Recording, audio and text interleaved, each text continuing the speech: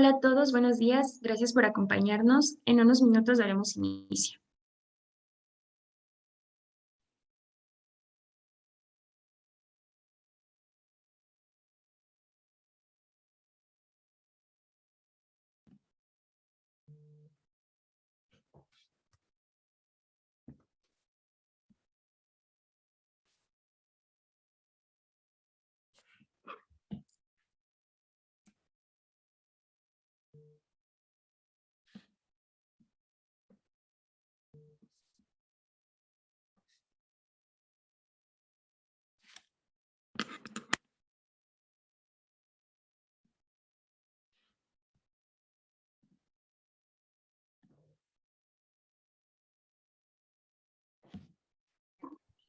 Hola, ¿qué tal? Buenos días.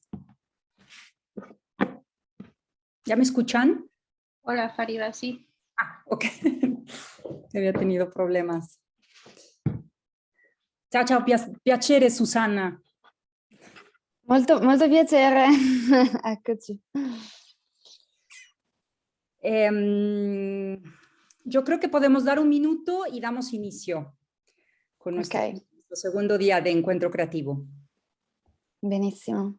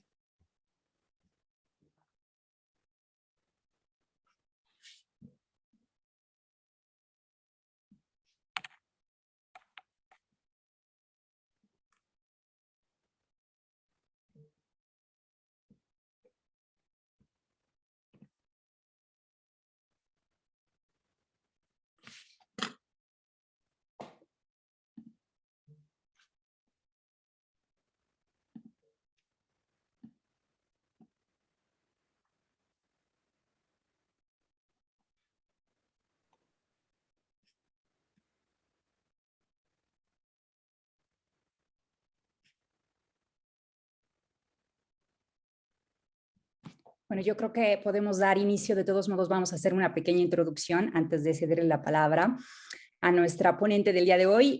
Muchísimas gracias a todos por estar aquí acompañándonos. Este es el segundo día de Encuentro Creativo, un proyecto creado por la Cámara de Comercio Italiana en México y soportado por la Embajada de Italia en México. Antes de dar inicio con algunas palabras, quisiera presentarles un video. Es un saludo por parte del embajador de Italia, Luigi De Chiara, y del presidente de la Cámara Italiana, Lorenzo Vianello. Si quieren, podemos pasarlo.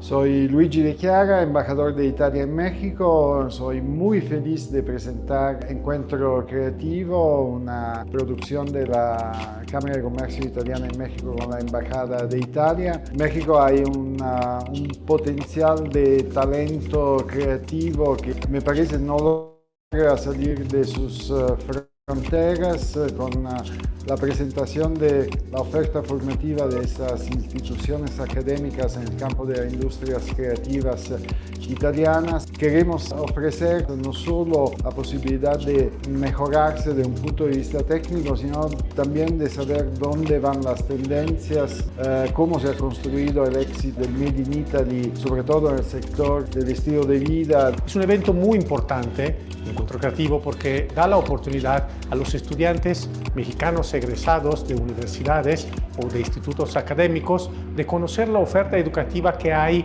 para cursos de posgrado en el campo del diseño, de la moda y de las artes gráficas. Así que durante estas 2 semanas de Encuentro Creativo van a poder encontrar tips y conocer acerca de las mejores universidades y institutos italianos. Van a poder conocer a embajadores, a ponentes que están trabajando en la industria, que son también académicos de estas universidades. La finalidad es que disfruten de Italia, que conozcan Italia a través de estos webinars y seminarios y que se aventuren a vivir en Italia y vivir una experiencia llena de conocimiento, de sabiduría y de diseño y de moda. Espero que lo disfruten y muchísimas gracias.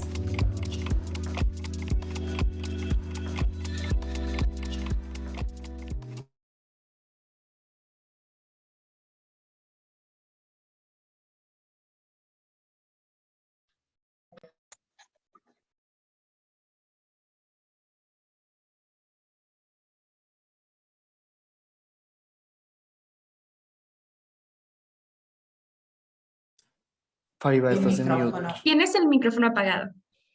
Disculpen. No, comentaba que por ahí nos están escribiendo en Messenger, por favor, si pueden responder a lo que nos están solicitando. Y pues bienvenidos a todos ustedes, muchísimas gracias. Estamos pues abriendo este día con POLI.design, que es una escuela de posgrado en Milán, muy reconocida a nivel mundial. Y hoy nos acompaña su ponente, que es Susanna Testa, quien es vicedirectora del máster en creación de moda e investigación en diseño.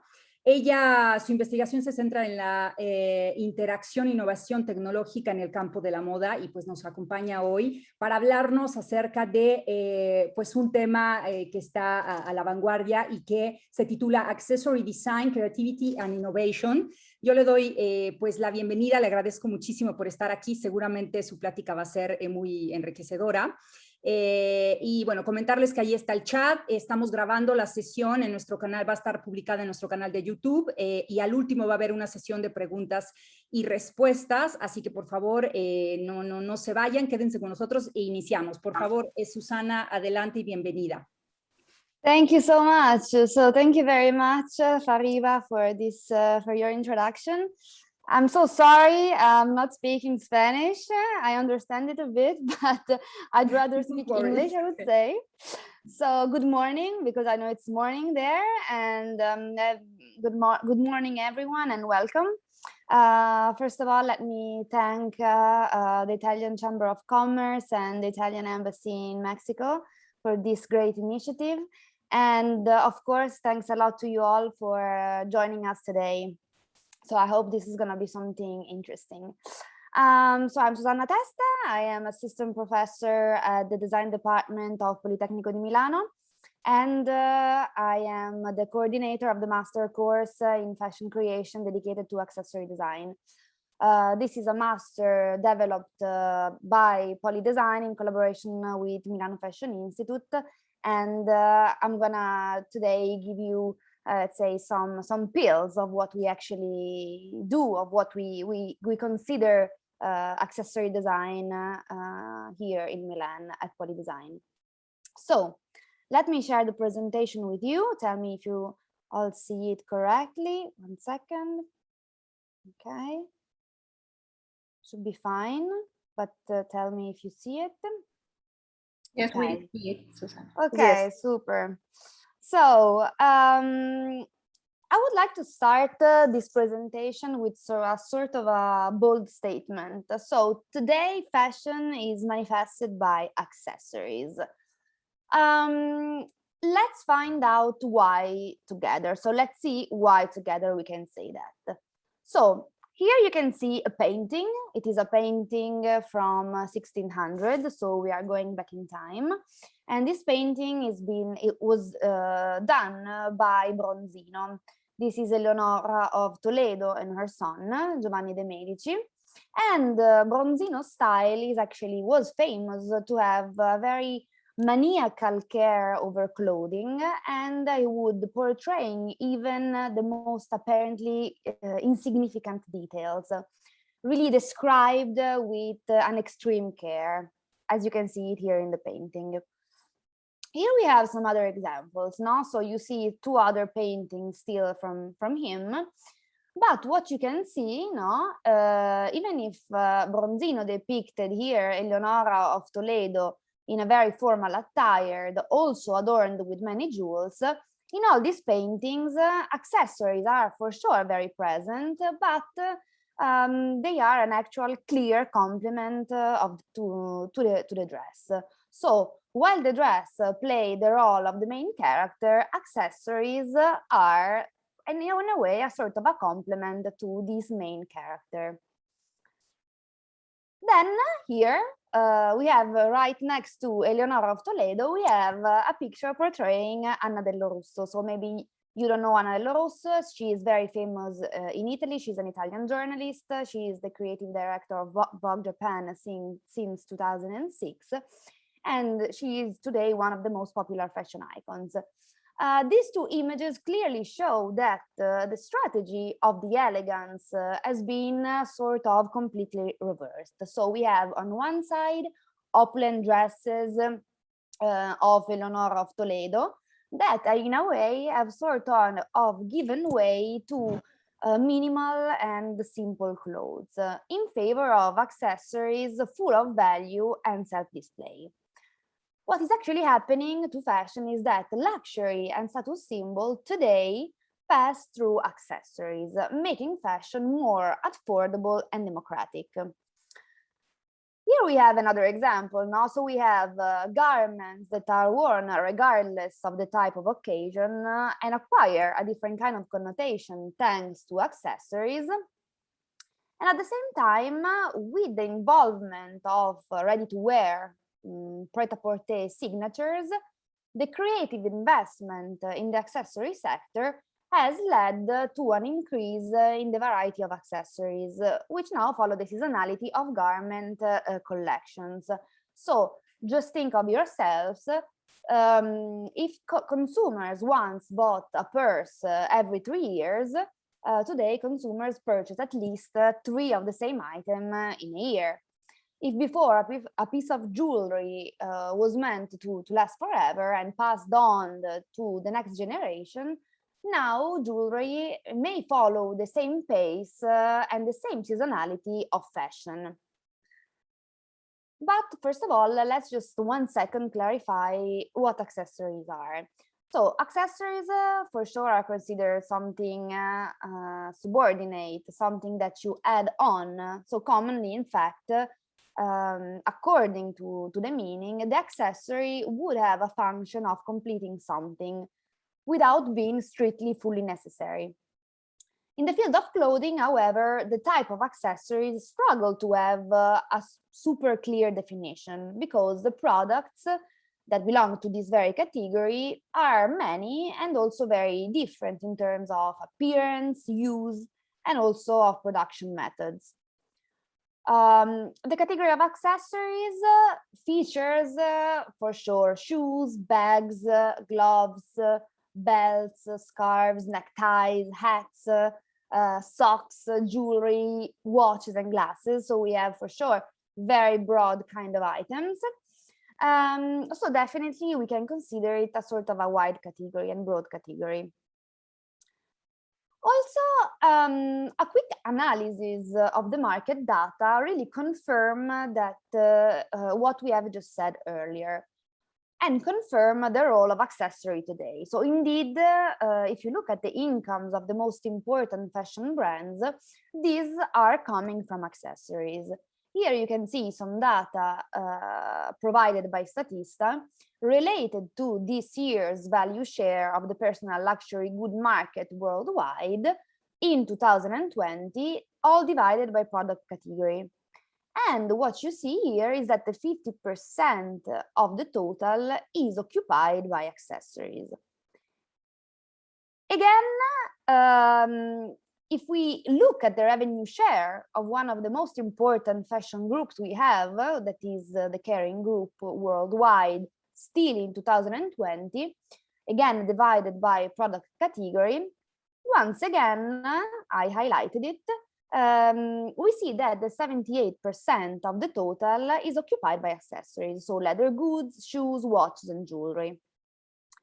Again, if we dig again more into details, and we explore, for example, one of the brands of the Kering Group, that is Gucci, I'm pretty sure you all know the brand, still in 2020, we see again here that the majority of the income is represented by accessories for a total again of 78%. I also reported the link to Statista, so if you are interested in exploring a little bit more, you can definitely do it.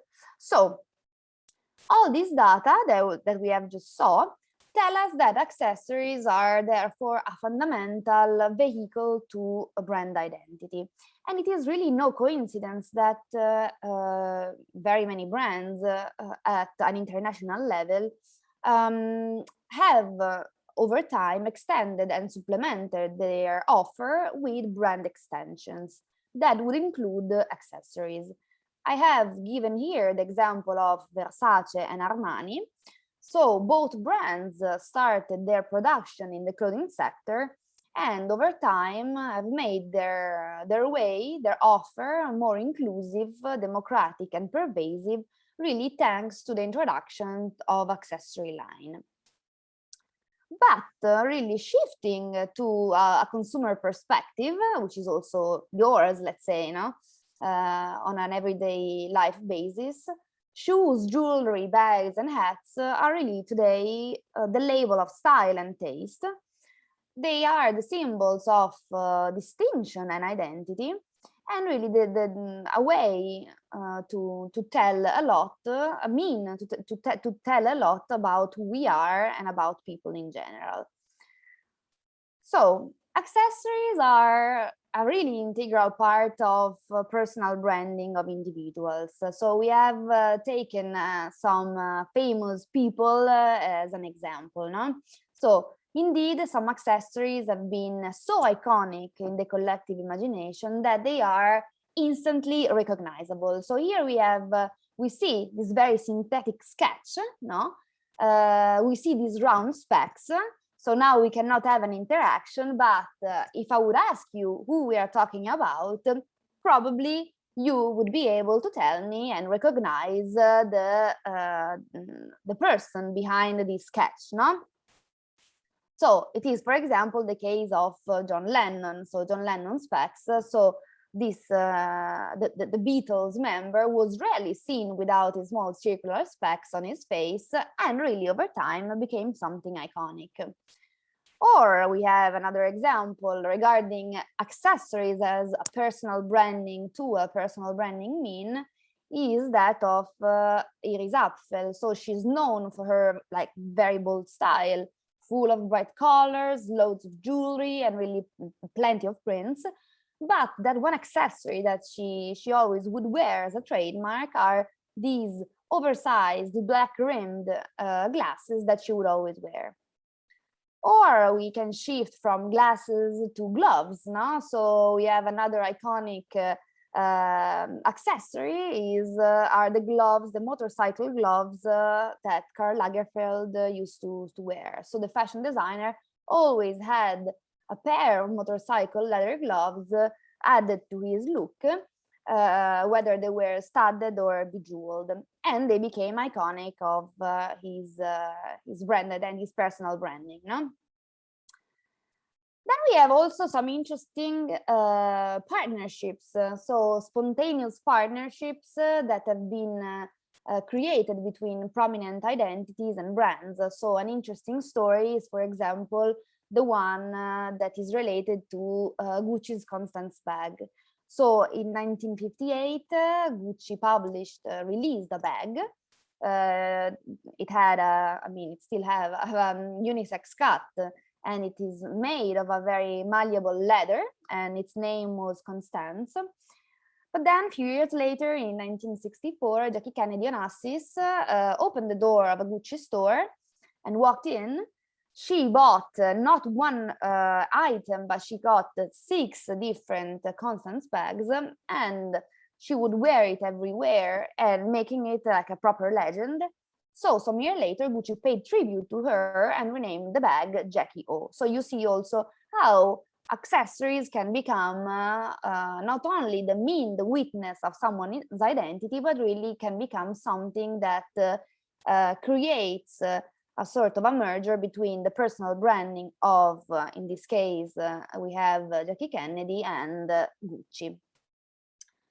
Another example I reported is the really close relationship between a brand and a personal branding, in this case of a fictional character. So I'm pretty sure, I don't know, because maybe you're a little bit younger than I am, but Sex and the City was quite a big thing, let's say 10 years back. And the link between Manolo Blahnik and Carrie Bradshaw from Sex and the City became really iconic. So we have very numerous scenes in the film, in the series, portraying her wearing the brand stiletto, which made the shoes really becoming iconic and associated to this desirable environment and allure of the series, symbol of that very lifestyle. But accessories can also become the witness of love, the witness of a bond. So when Prince William proposed to Kate Middleton in 2010, the world was delighted to see him handing over Princess Diana's sapphire and diamond engagement ring. So since then, the Duchess has made this iconic ring her own, and she wears it all the time, whether she's dressed formally or casually. But accessories can also have the function of celebrating the power, so becoming symbol of power of the wearer. So we have here the case of crowns and tiaras. The example here is the one worn by Princess Diana, and she used to wear many tiaras, but the Cambridge Lovers Knot tiara was her favorite, and she inherited it from the Queen after marrying Prince Charles. And really, Diana complemented her gowns with this pearl and diamond crown on very many occasions, becoming really iconic. But accessories also have the function of becoming concrete traces of beliefs, of religion, and really of spiritual power. In this case, we have the cross worn by Pope Francis, and for sure, it's one of the most significant examples. No? Accessory can also be the witness to a political position or a symbol of dissent or protest, as in the case of Ruth Bader Ginsburg's dissenting color. So through her fight in the Supreme Court, really supporting women's rights and equality, Ruth Bader Ginsburg's color have earned their share of praise, becoming iconic as well. Or again, in the area of accessories as a protest tool, we can for sure mention the pussy hat. So the pussy hat is a handmade, for those ones of you who don't know it, is a handmade pink hat created by women involved in 2017 US Women's March. So this has become a symbol against violence and against the abuse of women. But accessory can also become the symbol of cultural belonging. So grills can be an example of all this. So grills are, I mean, I'm sure you know what I'm talking about, but anyway, grills are contemporary removable teeth covers made of precious metals and even stones. But actually, maybe you don't know that wearing gold and diamond as a dental jewelry has an actually very distant root in time. So already back in time, some rich Etruscan women used to remove their front teeth and wear a gold band appliance that contained a decorative gold tooth. So just after, let's say, a lot of centuries, in 1980s, hip hop and rap artists made grills becoming popular. And in this way, grills started representing the vanguard of hip hop culture. But accessories also bear witness to places and tell of different folk traditions. So we have here Thailand, so from Thailand to African populations, from Mexican to Italy. We can see this sort of being really the witness, accessory becoming witnesses of a tradition and a place. So for example, accessories act as true witness of a meta brand that is the one of Made in Italy. So Italy had really been an exporter of accessory fashion item and small leather goods since the early 20th century. And moreover, had a very strong history of success with luxury textiles, shoes, and jewelry production since the 12th century in Venice, Florence, and Rome, respectively. Family is really in the center of the Italian model. So the Italian one is an economic and social model that is based on historical families in specific productions. So knowledge in this way has been handed down from father to son and rooted in specific regions in the territory. That is why usually talking about production, you hear words as industrial districts and sectors. So owners are strongly linked with this tradition, territory, and really made in Italy means to have a strong link between sustainability, quality, and innovation. Here you can see a map showing the different Italian districts from the food industry to paper, from jewelry to leather goods. And it is precisely this through this phenomenon of the districts that we have seen the concentration in a circumscribed area of different knowledge and professional skills specific to certain products and processes, and different from the large and micro craft enterprises. So, for example, we have the goldsmith districts of Valenza, Vicenza, Arezzo, and Torre del Greco. And the latter in particular is renowned for its coral and cameo work. We have as well districts specifically dedicated to leather processing, as in Veneto, Tuscany, Campania, and Lombardy. And if we talk about footwear districts, we can refer to the Brenta Riviera footwear district or the Salento area or the Fermo footwear district, which really represents the largest concentration of footwear companies in Italy. Or again, another example is the one of silk. So the Como silk district alone, it's of course the area near the Lake Como, produces about 95% of the silk in Italy. But accessories are also important witnesses of the historical period. And understanding the context is really essential because accessories, just like garments, are the mirror of our time, of the time. What differences would you see?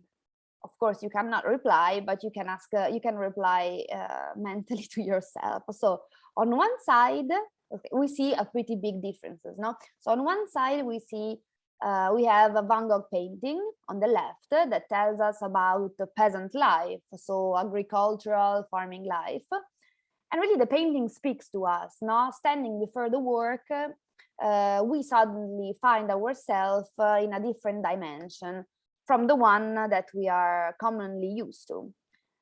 And then on the right, instead, we are moving from really skyscrapers to shoes. So futuristic, deconstructivist, ultra-revolutionary design and sculptural form. And this is Zaha Hadid, and she was one of the most fashionable architects of our time. And the one that you see here was a creative collaboration with the eco-friendly Brazilian brand Melissa, who is really famous for the use of recycled plastic. Another example here. So what do you see here?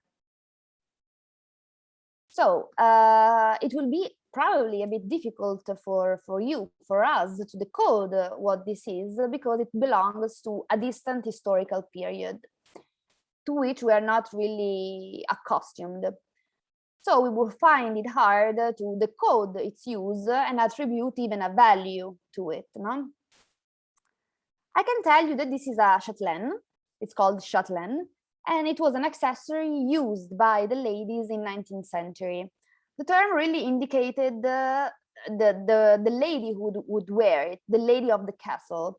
and it was worn around the waist, attached to a metal belt, and from the chatelaine hung keys, utensils, and other small tools with which the ladies in the 19th century governed their domestic life. So imagine dresses with no pockets, so pockets were not really yet so frequently sewn onto the hips of the skirts. So these jewelry boxes were made of precious metals and worn close to the chest, on the hips, or hung like a brooch to act as an all-purpose bag. But let's move to contemporary days. So in this case, the 19th century castellans in turn would very much struggle in understanding the functionality and attribute a value to the object I'm showing you right now. So today, accessory also intersect, for example, with the high-tech performance materials. This is a clutch bag produced by Maison 2003. It's an Italian brand based in northern Italy and designed by Odo Fioravanti. And it is made through laser sintering of nylon, so sort of 3D printing of nylon. The theme of manufacturing, I have to tell you, and production is very much central to the history of accessories and to the debate, the attribution of value, the debate around the attribution of value to accessories. I decided for this presentation to use jewelry as an in-depth study of the subject of manufacturing. So over the last centuries, the concept of manufacturing has really assumed a crucial role in the debate on the attribution of value to jewelry. The past can be represented by a straight line, a dimension in which the value was largely directly associated with manual workmanship and precious rare material. Then the first industrial revolution marked the transition from a methodology based on craftsmanship to new models of production processes. So craftsmanship had gradually been joined and really for some sectors entirely replaced by the use of machine tools with a very high advantages in terms of quality, of speed, and of efficiency. And it was really during the Industrial Revolution, so the transition from craftsmanship to mass production, that the contrast between manus, so hand, and machina, machine, came to light for the first time. So two opposing ways of that characterized every area of production and art for really the centuries to come. And the jewelry sector has also been affected by this dichotomy, this antithesis generated by manufacturing revolution. So handworked and mechanized production have marked and sedimented over time to really opposing ways of creating and therefore conceiving jewelry. So on the one hand, handmade objects, unique in its kind, often made to measure, and really aimed at an elite and really associated with luxury. Then on the other hand, industrially produced, standardized, but accessible, more democratic jewelry aimed at the mass market. What happens later on? So the stories of the 20th century reveal new identities. So the value is no longer really directly proportional to the quality of the material, to the price displayed on the market, or the rarity of the piece itself, but can be sought in intangible quality. So there is no longer just one definition of luxury, one definition of jewelry, but different ways of conceiving jewelry and really sanctioning its value. So the present can be well described through the form of fragments, a multitude of parietal truths that can coexist. So to give you an example, what is jewelry today? So I'm going to ask you questions now. Is this jewelry? So here we have the Emerald Serpenti Snakes necklace by Bulgari, worn by Zendaya on the red carpet a few weeks ago. But we have another example here. So is this jewelry again? So this is Calicon. It's made by Maison 203, so the same brand we saw the purses of before. And it is made as the purse was in selective laser sintering of nylon. So it's not made in precious materials anymore. It's not made by hand, but it's made through machine in plastic, okay? A different way of conceiving jewelry. Another example here. So is this jewelry? So Attraction Aversion Necklace, it's called, by Carrie Howley, and it is made with human hair, okay? So even more strange, even more bit far from the idea of jewelry maybe we normally have, no? But it's still jewelry. Another example here, this is called Rosaria by Jobel Luto, and it is a rosary actually, and it's made with pluriball. So again, something very different from what we are used to. Is this jewelry? Here another last example, and this is called the Neklumi necklace. And here again, it's even like further in future. So it is not something tangible in this case because it's a projection and it's on the body as a projection. So really jewelry piece that loses its materiality to become a really a ray of light. So going back to our question, what is jewelry today? So again, there is no universal idea of jewelry. There are several classifications, but the one we are proposing today, it is based on a subdivision that starts with manufacture and production.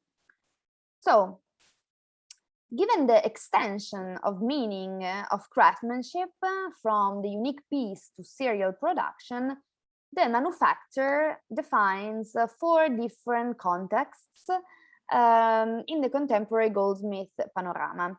So we can mention high jewelry, fine jewelry, fashion jewelry, and avant-garde jewelry. Of course, the extension of these scenarios is not to be considered in a very rigid way, but as a tool for interpreting multidirectionality. So the different realities of the goldsmith world can be found in more than one scenario, confirming really this pluralism that we talked about before. So we have high jewelry. So high jewelry recovers and celebrates the craftsmanship of the goldsmith's tradition. So the jewels are unique pieces made entirely by hand from precious and extremely rare materials, supporting desire for absolute exceptionality and distinction. We have fine jewelry, on the other hand, that starts from different assumptions that it is not interested in the representation of uniqueness and exclusivity, or fine jewelry, or fashion jewelry. Fashion jewelry, the third concept, concerns the relationship between the fashion system and the jewelry system. So fashion jewelry, wrongly considered as the surrogate of jewelry, has, on the contrary, introduced an important innovation in the goldsmith sector, both in terms of product and processes, thanks to the dialogue with fashion and to a constant propensity for material and technical experimentation. So in the contemporary times, the relationship between jewelry and fashion is very much heterogeneous, and in relation to creative production and distribution and communication processes, it draws different categories again. So we have fashion jewelry producers, designers, and fashion brands. If you're interested into this topic, we have organized a traveling exhibition that is currently ongoing, which will tour the world, and now it is taking place in Doha, and the next stop in November will be Bahrain. and it is entitled Diva Italian Glamour and Fashion Jewelry. It is curated by Professor Alba Cappellieri, who is also the director of the Master in Accessory Design, and it is dedicated precisely to Italian fashion jewelry. So the exhibition is promoted by the Ministry of Foreign Affairs and International Cooperation and presents 200 pieces of Italian fashion jewelry that from the 50s to the present are examples of Italian beauty, creativity, and innovation. I also placed here the link to the digital exhibition, because the exhibition has also a digital version. So if you're curious, you can dig a bit into this. Finally, the fourth scenario is called avant-craft jewelry. So this scenario is dedicated to the artisan experimentation and artistic avant-garde. So we talk about artist jewelry, designer or research jewelry. Jewelry really understood as an object of expressive experimentation, completely free from the logic and needs imposed by the market. And in this context, artists, goldsmiths, craftsmen, and designer conduct research independently, intersecting different languages, materials, and techniques. The characteristic of this sector, of this fourth, let's say, group, is authorship and the absence of a codified production, distribution, and communication system. So all this can be considered jewelry, but interpreted in a different way. And the question now is, and what about the future? Okay, so the future, what's happening? So what is happening is that we are going through what is called the digital revolution. So digital revolution has really very much fluidified the system, and the distinction among the different spheres is increasingly less defined, and the productive paradigms tend to blend and to contaminate each other, reducing progressively the antithetical distance between hand and machine. So this digital revolution has led to a greater flexibility in the classic paradigms, especially those concerning processes, codes, and materials, and really softened the traditional dichotomy into a seamless spectrum. So even though the dichotomy is still representing a significant characterizing element for the jewelry field, the boundaries between the two different production processes are becoming more and more blurred, and the cases of a hybrid approach are more frequent. And in this regard, we conducted a project at Politecnico di Milano on the relationship between handmade and machine-made in the field of jewelry. So the idea of luxury is often linked to the techniques that require work and time, and by changing the way something is made, the meaning and our perception change completely. So this project involved a collaboration between young designers from Politecnico di Milano and students from the London College of Fashion, and they had to design pieces of jewelry that combine traditional craftsmanship with new emerging technology. A proof of today, man and machine work more and more closely together. So the results obtained generated three categories that interpret the hand-machine relationship with different meanings. So we have high tradition, what we call live now, and future thought. The first one, so high tradition, features jewels that look to the past through ideas, processes, or materials in order to create new fascinating perspectives. So this first category includes jewelry that draws on tradition or interpreting them in a modern key. Here are some examples. So this is called pop coral and starts from the interpretation of coral and its apotropaic function.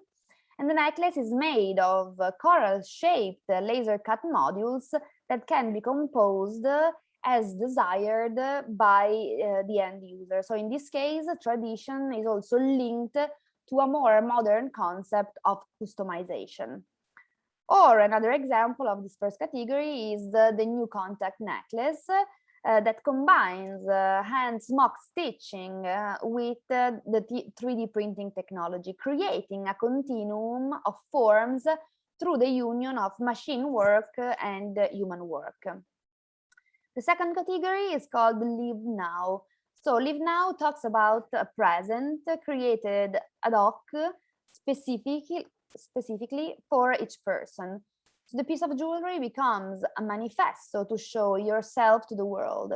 Experience is what makes jewelry interesting in this case. Its communication and its relationship with its own memory or the interaction it has with the user. So we have, for example, the Do You Love Me collection that takes us back to an emotional sphere, the game of loves me not.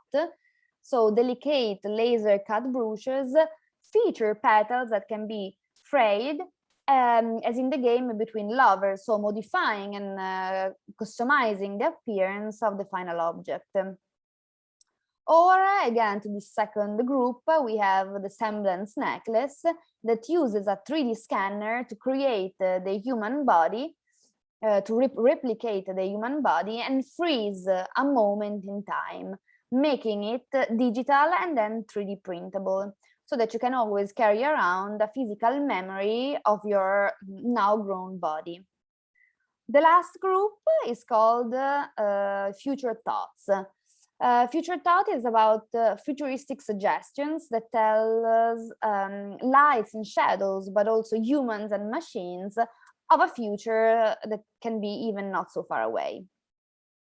In this group, we have beautiful robots, that is a jewelry pieces for future robots, and it's a face jewelry that can be both used by humans and robots. So according to the philosophy that humans will not be able to live without robots, and there will be a new humankind that is a mixture of them, these accessories will create the feeling of a mixture with the robotic society, and the piece is created of different magnetic pieces that can be customized by the user. Or the freshness is inspired by the freshness of veggies and fruits at the Italian market, and each single part is 3D modeled with computer and then 3D printed through nylon sintering technique, dyed by hand. Various colors are then applied onto the model, creating this effect, this bright effect and refreshing mood. All these results are part of a digital exhibitions, and here you can see the link. So if you're interested, you can discover them all. Given all this, as designers, I'm gonna ask you now, how do you think it is possible to create something innovative? And this is very important. I mean, if you're interested in becoming a designer, I guess this is something that very much is gonna be of your interest, no? So first of all, it's important to clarify the difference between invention and innovation. And as designer, we are mainly interested in innovation. So invention, we can say that is invention is usually a thing, okay? While innovation is usually an invention that causes change in behavior or interaction. So innovation is important because it brings content. And now I will show you some examples of how you can create something innovative. So meta design is at Politecnico di Milano. We call meta design a design methodology that leads to the concept definition of a new product or service. So it's a tool for innovation. Usually you do through steps, so you go through a research process that synthesizes design goals, technological and productive constraints, market context, and consumption trends for a consumer's group of reference. So what is important is to make you transmit that objects for us are not the result of an artistic and individual processes that come from self-expressions, but rather they are the result of a research that ranges from materials to content, even from very many different fields far away from the field of fashion. So innovation can come from very different places. Here, I'm going to show you some very fastly some examples of innovation. So we can have innovation from cross-fertilization. So for example, in this case, the jewelry piece mixes the mechanism of a camera lens to create a dynamic, contemporary, sentimental piece of jewelry. So a contemporary locket that reveals memory by exploding the opening diamond of a camera lens. Or again, here Japanese knit revives knitting techniques to create waves made from industrial materials, as in the case of this processed rubber. But cross-fertilization can also take place through the union of two different product categories. So, for example, here the designer starts with the component of the shoes, such as the shoelaces and the eyelets, to create a purse for the brand Philippe Model. But innovation can also start and comes from needs. So, another example here is Silvia Giannangelo, that thought about the needs of designers at Politecnico di Milano when creating her project. So from the needs of carrying the computer, the personal belonging, to the printed boards to be transported. Or Emanuela Gatti, that she's inspired by the movement of accordions, and she came up with a bag that can expand and adapt to different needs with a surprise color effect. The needs can also be the one of security. So, for example, the idea of self-defense, as in the case of the project developed by Francesca Antinarelli Freitas. Or again, Giulia Gatto designed a collection of smart bags equipped with an embedded anti-theft system, and the bag can act, the textile pattern of the bag can act as a keyboard through which the users may customize the code needed to open and close the electromagnetic lock. Another need can be, for example, the one of charging the smart devices on the go. So this is a collection of accessories that relies on the concept of energy harvesting, and by turning kinetic energy into electricity, it recharges the user's devices. So the main user interface in this case are the fringes of the bag, which move along with the body. Innovation can also come and starts from processes.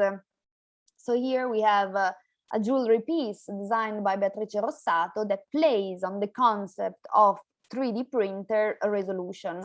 So the shapes of the classic jewelry chains are interpreted in 3D printing, showing the evolution of its resolution layer with different textures for the individual ring.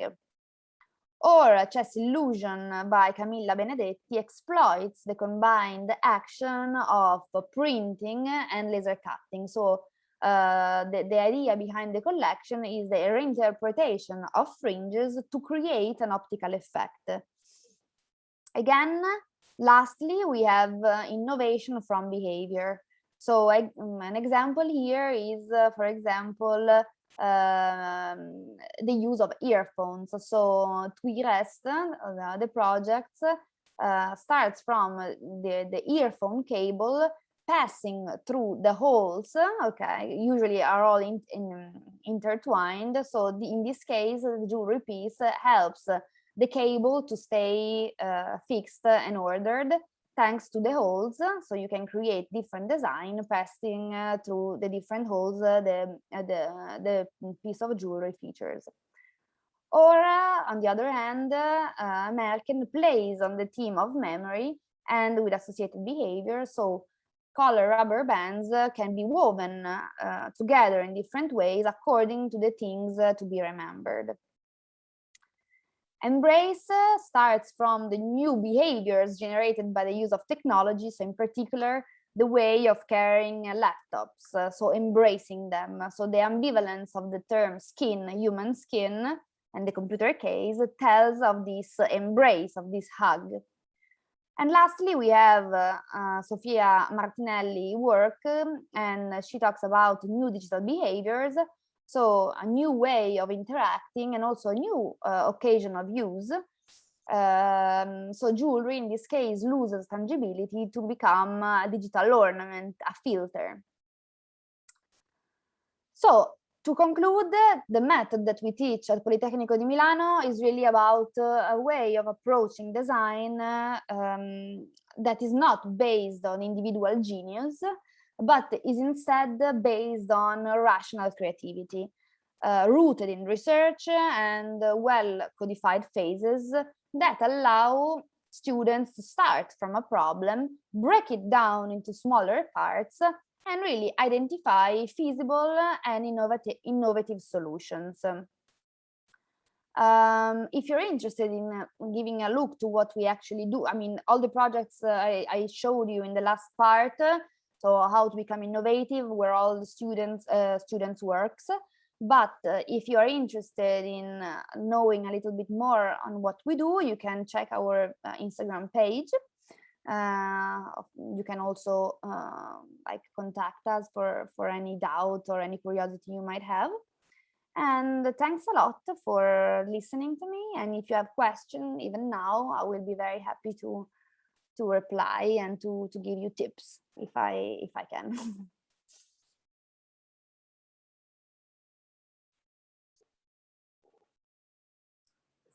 Thank you so much. So, chicos, si alguien tiene preguntas, este es el momento de hacerlas. La conferencia estuvo increíble. Thank you very much. It was a pleasure. It was really entertaining. I'm so glad you liked it. So we have a question here. Super. So Nadia Paz asks, how can fashion companies deal with imitation products? Unfortunately, this is a struggle. I mean, it's a problem. What I think, and this is mainly you can try to protect yourself if you're mainly a big company. It's a little bit more complicated if you are a small brand. But what I think that nowadays, it's better to play around with you being recognizable because you are like because you create a strong brand. Okay, so it's gonna make a difference if people buy from you or from someone else. And also that I think that you cannot prevent other people from doing copy of what other companies do, but you can create awareness. So me as professor, what we do is really educate students to have a knowledge on this and really to create an awareness. But what you can do is always to create something that is new, that is linked to, that is true to yourself, that is true to what you do, and then really try to transmit this to your consumers. You know, so this is what I think. I mean, this is my perspective. You know, there are regulations, of course, that might protect you, but it's an issue. And if you have like very big brands, like fast fashion brands, I mean, I'm not gonna do names right now, but we all know aware of on these issues that are going on lately. What you can do is really create awareness, you know. Yes, totally. Especially for like, you know, these companies that produce in mass. Yeah. Yeah. So if anyone, we have another question here. Natalia Milan Bush asks, which are some popular sustainable innovations that are emerging regarding accessory design? So here we have different perspectives, because you can talk about, for example, materials, so the use of sustainable materials. So the use of, for example, materials that are made by upcycled elements, or materials that are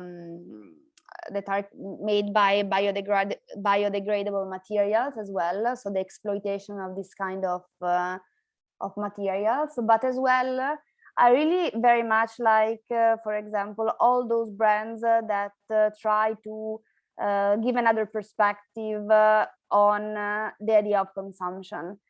So in this case, it's not an accessory brand, but I really very much like this idea. It's called Abitario, and it's a project, an Italian project. And what they do is really that they take, for example, textile garments, okay? And instead of repairing them, so to hide, for example, holes or damages, they embroid the designs that are unique. So each garment becomes unique just because of its history, you know. So I think that's also a very interesting thing.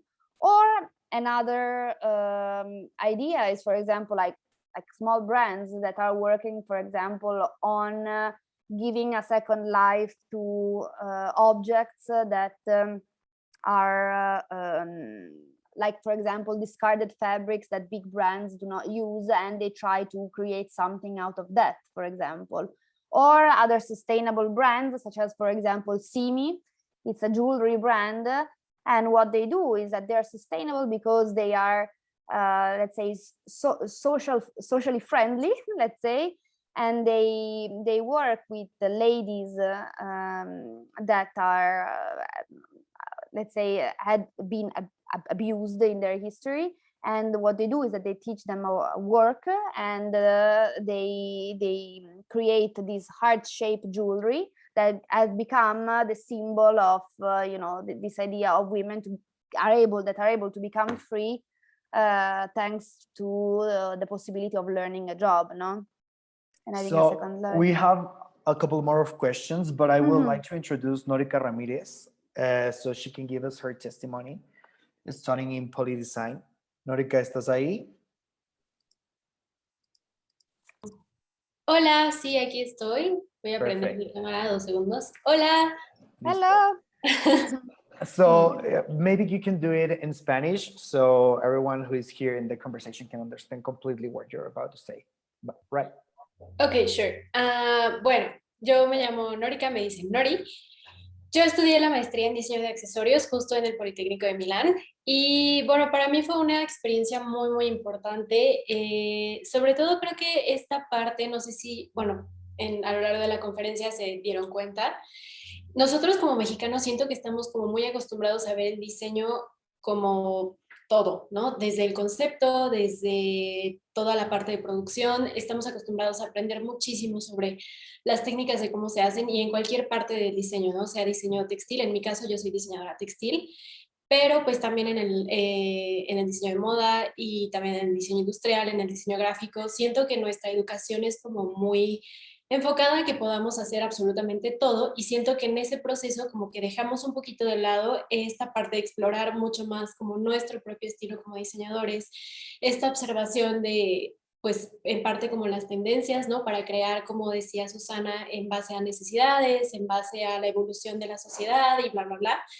Entonces creo que esta parte fue lo que más me aportó la maestría. Fue como aprender en conjunto, tanto con mis compañeros como con los profesores. Los profesores todos están súper preparados y además es como una atención muy, muy personalizada. Entonces tú te acercas al profesor, el profesor discute contigo toda tu parte creativa y eso te ayuda muchísimo, pues justo a reforzar esta parte que siento que aquí en México quizá pueda fallar un poco. Siento que estamos muy acostumbrados a diseñar como hacia afuera y dejamos como de lado pues a nosotros como diseñadores, ¿no? Al final creo que, bueno, también tuve la oportunidad después de la maestría de trabajar con una marca de joyería italiana, se llama Aoni, y en ese pues internship que yo tuve, que después, bueno, se alargó y me quedé pues un año ahí,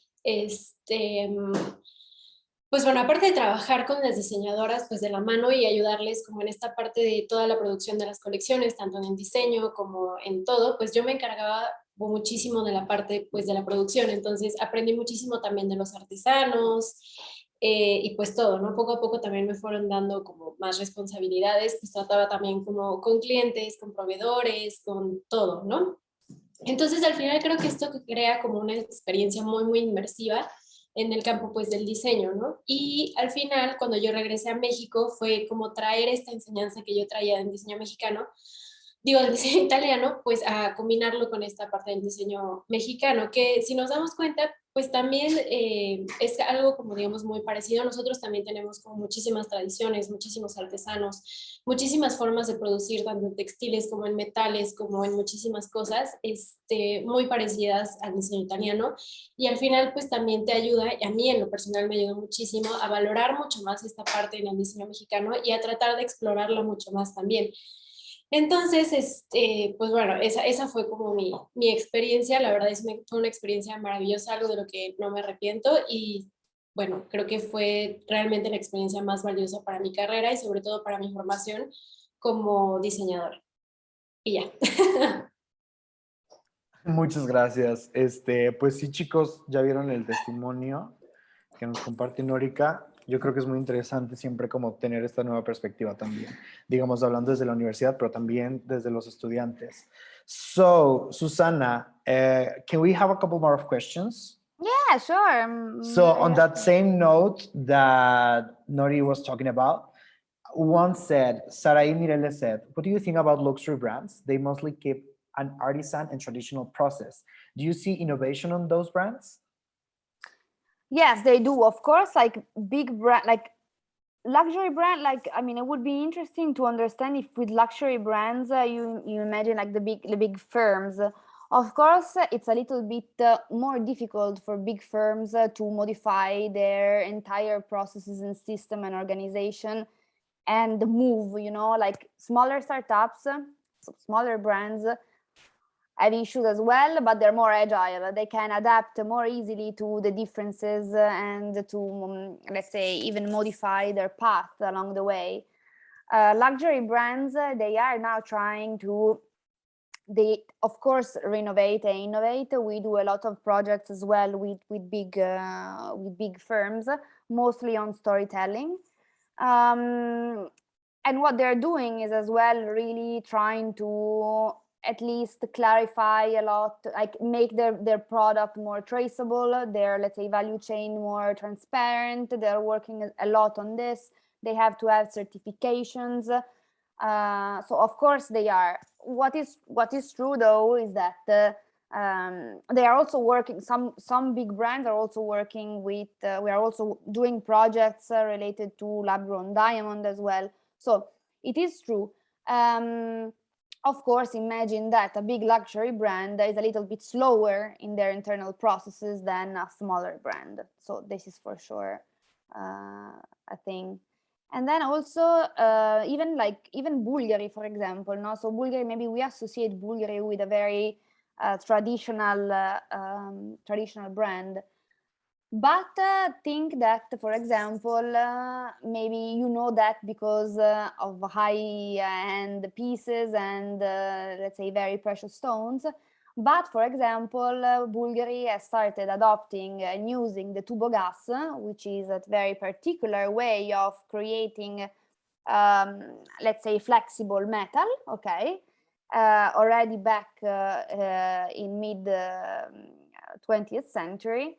And so, of course, like maybe we do not associate it directly with this invention, but it was like a massive thing. So just always think about the fact that, yeah, for sure they are innovating, but maybe we are not so aware of each and every different thing they do to innovate themselves, no? Because what we perceive is mainly like the wow pieces, but we don't get into the details of everything.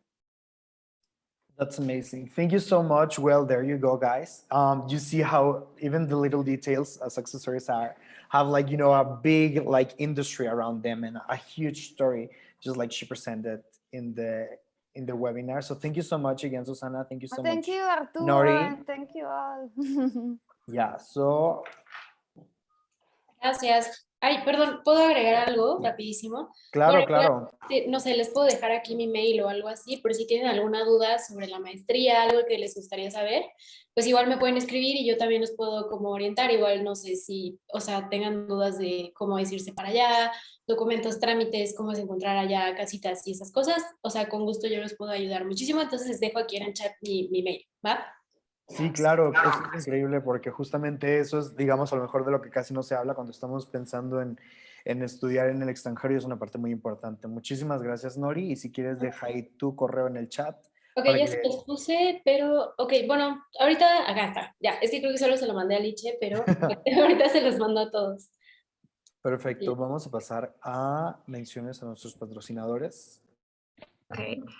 Am, bueno, muchísimas gracias, Susana. Thank you, It was a Susana. Gracias, pleasure. Nori. Thank Realmente tu you. testimonio ha sido de bastante valor para nosotros y bueno, esto puede incentivar a muchas personas a que se vayan a Italia. Les recordamos que Encuentro Creativo es un proyecto de la Cámara de Comercio Italiana en México en colaboración con la Embajada de Italia en México.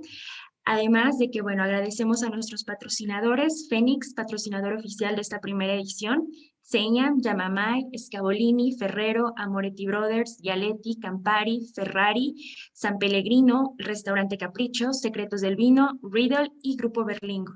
Los invitamos a conocer más de Encuentro Creativo y de visitar nuestro sitio web, ya que tenemos una sección dedicada totalmente a becas y descuentos para incentivar a los estudiantes a que se vayan a Italia. Y les recordamos que, bueno, Encuentro Creativo apenas comienza, este es nuestro segundo día de eventos, vamos a estar toda esta semana y la próxima realizando diferentes webinars y actividades.